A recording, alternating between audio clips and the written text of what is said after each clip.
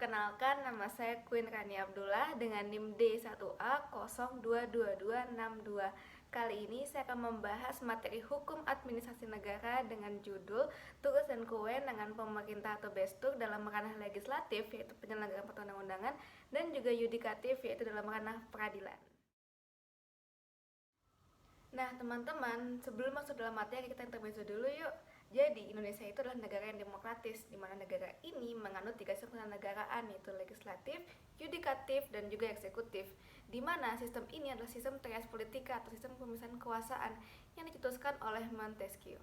Nah, apabila dijabarkan, ketiga sistem ini memiliki tugas dan kewenangannya masing-masing. Dimulai dari lembaga legislatif, yaitu lembaga yang berundang-undang. Nah, kemudian ada lembaga eksekutif, itu lembaga yang menjalankan undang-undang. Dan ada lembaga yudikatif, itu lembaga yang mengadili atas pelanggaran dari undang-undang itu sendiri. Nah, masuk ke topik selanjutnya atau topik inti. Kok bisa sih pemerintah sebagai lembaga eksekutif masuk dalam ranah legislatif dan juga yudikatif? Yuk kita bahas. Pemerintah dalam arti luas adalah segala urusan yang dilakukan oleh negara dalam menyelenggarakan kesejahteraan rakyat. Nah, dalam hal ini, Indonesia adalah negara yang mengadopsi konsep hukum modern atau welfare state yang mengutamakan konsep kesejahteraan rakyat. Di mana dalam hal ini, konsep negara yang mengadopsi welfare state jarang sekali ditemukan menggunakan konsep trias politika secara murni, karena banyaknya tuntutan campur tangan pemerintah dalam menyelenggarakan kehidupan masyarakat secara sejahtera. Sehingga dalam hal ini, lapangan pemerintahan itu semakin luas, yang menyebabkan porsi dan wewenang pemerintahan lebih banyak dan lebih luas dibandingkan dengan lembaga-lembaga lainnya, di mana pemerintah sebagai eksekutif dapat mencampur urusan legislatif, yakni dalam penyelenggaraan peraturan perundang-undangan, dan juga yudikatif, yakni dalam bidang kuasa kehakiman dan juga peradilan. Nah, campur tangan pemerintah sebagai eksekutif dalam ranah legislatif dapat dilihat dalam pasal 5 ayat 1 dan 2 dan juga pasal 22 ayat 1. Mana saat disebutkan bahwasanya presiden dapat mengajukan rancangan undang-undang, menetapkan peraturan pemerintah, membentuk peraturan presiden, dan juga berhak untuk menetapkan peraturan pemerintah pengganti undang-undang dalam hal yang bersifat memaksa dan juga genting, tapi atas dasar persetujuan oleh DPR.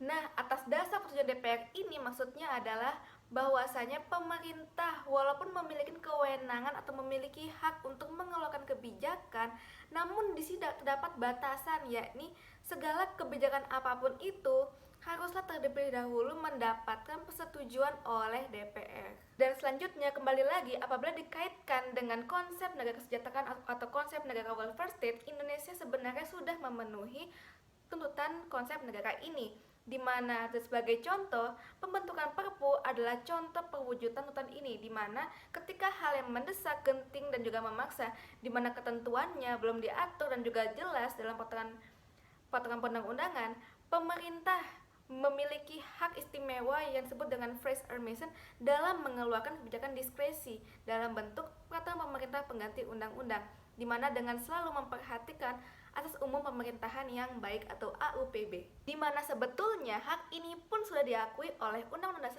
1945, di mana dalam pasal 22 ayat 1 disebutkan bahwasanya dalam hal ihwal kegentingan yang memaksa, presiden memiliki hak untuk mengeluarkan peraturan pemerintah pengganti undang-undang. Tetapi di sini haruslah atas dasar persetujuan oleh DPR. Selanjutnya dalam bidang yudikatif, di mana di sini pemerintah itu dapat mencampuri urusan pemerintahan dalam bidang peradilan dan juga kuasa kehakiman.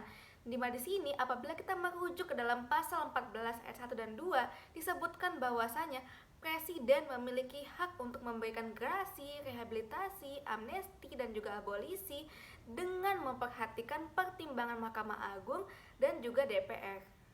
Di mana di sini kekuasaan eksekutif atau presiden dalam ranah yudikatif ini adalah merupakan hak prerogatif presiden atau hak absolut atau hak mutlak presiden tanpa adanya campur tangan pemerintahan yudikatif, yakni MA, MK, dan juga KY. Sebagai gambaran bahwasanya pemberian grasi adalah hak presiden untuk memberikan pengurangan hukuman di mana keputusan ini merupakan keputusan murni yang diberikan oleh presiden tanpa campur tangan pihak yudikatif atau pihak peradilan dan urusan kehakiman, melainkan dalam hal ini merupakan hak prerogatif presiden dalam memberikan pengampunan.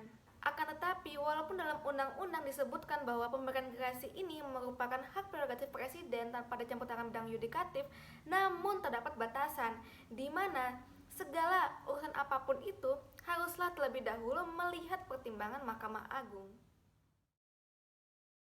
Maka kesimpulannya adalah kekuasaan pemerintah atau kekuasaan eksekutif walaupun pada hakikatnya memiliki kekuasaan yang sangat dominan, besar dan juga luas dalam mewujudkan tuntutan negara welfare state, namun terdapat pembatasan di mana dalam ranah legislatif atau dalam ranah penyelenggaraan perundang-undangan, pemerintah walaupun memiliki hak untuk mengajukan rancangan undang-undang, menetapkan PP, Perpres, dan juga Perpu, haruslah atas dasar putusan oleh DPR. Begitu pula dalam ranah yudikatif atau dalam ranah peradilan, walaupun pemerintah memiliki hak prerogatif, namun haruslah atas dasar pertimbangan oleh MA dan juga DPR. Itu berarti apabila kita merujuk kepada konsep konstitusionalisme, maka Indonesia sudah memenuhi adanya saling kontrol pembatasan kekuasaan atau check and balance. Teman-teman, sekian materi yang dapat saya sampaikan. Semoga materi yang saya sampaikan ini dapat bermanfaat oleh teman-teman, dan sampai jumpa di video selanjutnya. Dadah!